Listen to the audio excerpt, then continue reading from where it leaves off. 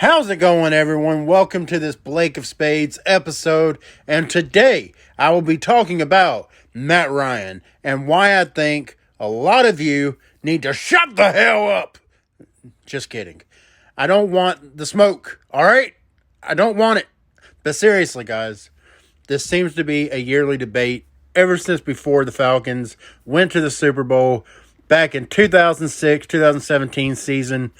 But it's only heated up since the Falcons have went on to have 3 straight losing seasons, and the debates were even hotter this past draft season, with the Falcons having the 4th overall pick and the chance to land Justin Fields, who ended up getting drafted by the Bears at pick number 11. Now, I have been on the side of keeping Matt Ryan, obviously, and I will tell you why. I'm going to lay out some very specific reasons as to why I am pro Matt Ryan, or as some of you have labeled me and others, a Ryanite. A Ryanite, really? Anyways, you can't see it, but I'm rolling my eyes because that's just ridiculous. So, let's get started. Reason number 1. Let's get this out of the way.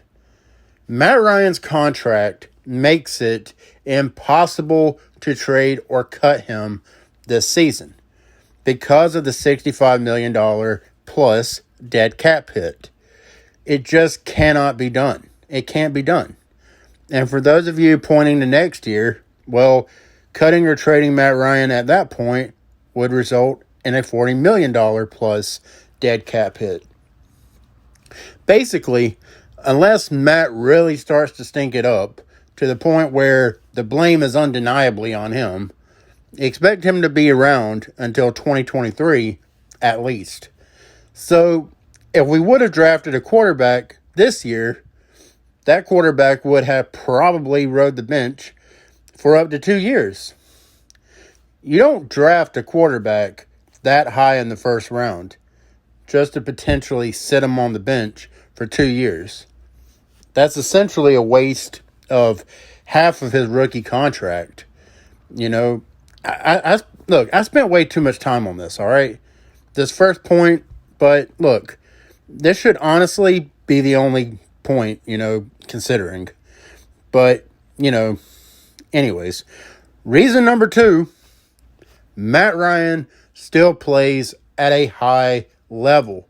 Statistically speaking, according to NFL.com, Matt Ryan was the 14th best quarterback in the NFL in 2020, despite breaking his back carrying the entire team because the offensive line was not good.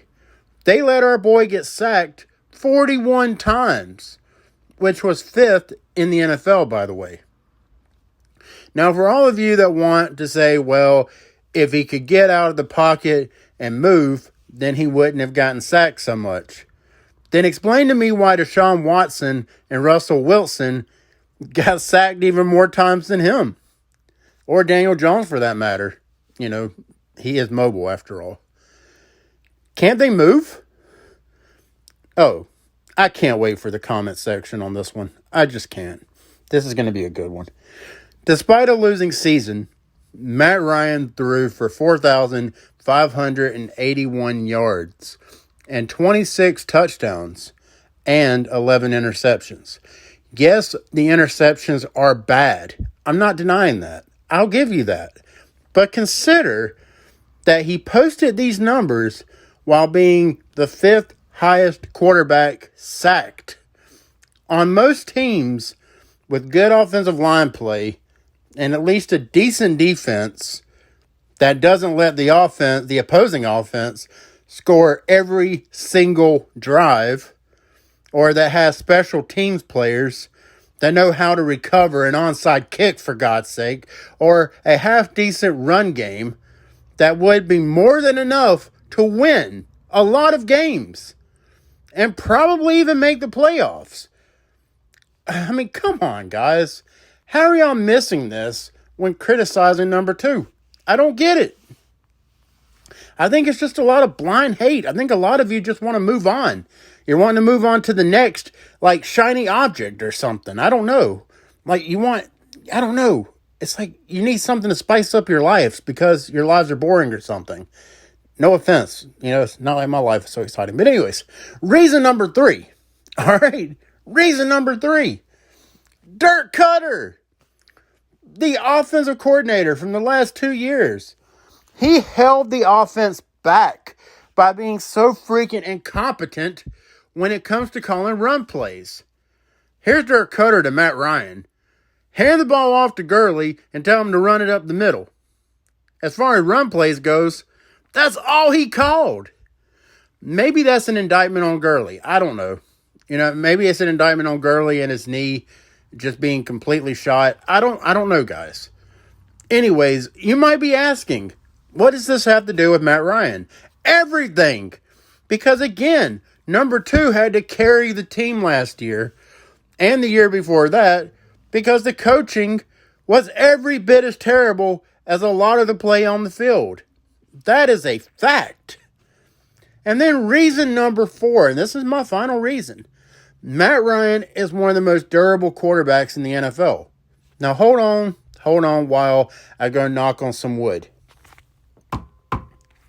Alright, so I'm back. He's only missed 2 games since he was drafted in 2008. Just saying. Let me knock on some wood again. Alright. Now look, I know it seems like I'm not putting any of the blame on Matt Ryan.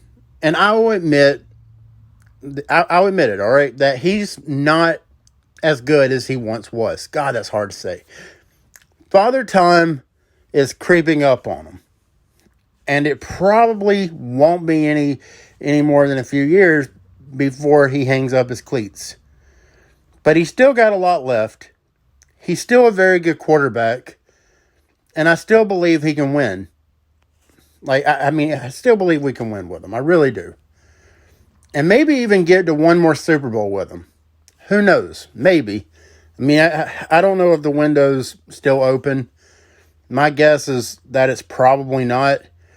But like I said, we're stuck with him, for at least a couple more years. But anyways, guys, well, that's all I got. Thanks for watching. And look, I know a lot of you are going to disagree with me and my takes. Look, and that's fine. I welcome a friendly debate. Just keep it respectful, and I'll do the same. That's probably asking too much of some people. I get it, man. Football topics, football debates, whatever. They get hot. They get heated. Well, anyways, if you want to hit me, for my comments, then consider hitting me with a thumbs up. And be sure to subscribe for more Atlanta Falcons videos. And comment below. Give me your takes. I'm curious to read them. Thanks again. I'm Blake. Have a good one.